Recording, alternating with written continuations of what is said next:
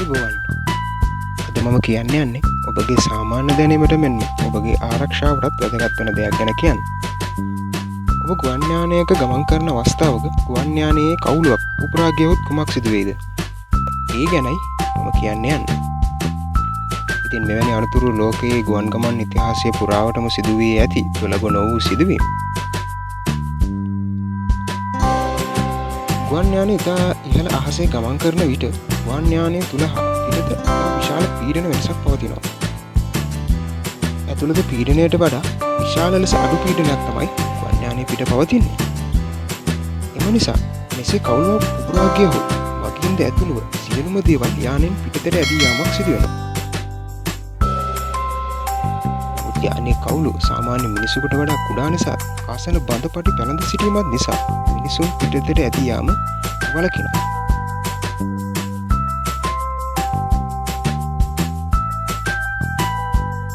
ඉතින් මෙවැනි අවස්ථාවක ස්වයංක්‍රීය ඔක්සිජන් සැපයුම ක්‍රියාත්මක වීම නිසා මගින්ගේ ශ්වසන අපහසුතාවය වළක්වා ගන්න පුළුවන්.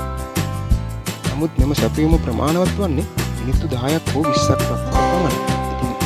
ඉහළ වායුගෝලයේ ඔක්සිජන් වායුව රහිත වීම නිසා ඔක්සිජන් අවසන් වීමත් සමග මගින්ගේ ශ්වසනය අක්‍රීය වීමද සිදු වෙනවා.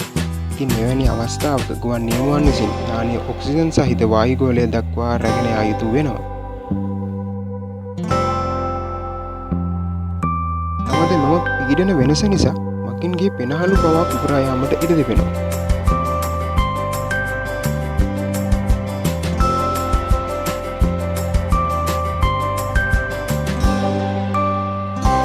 සිදුවීමකදී අනතුරේ ප්‍රබලතාවය යානය ගමන් කරන ඉහළ උස මත බලපානවා.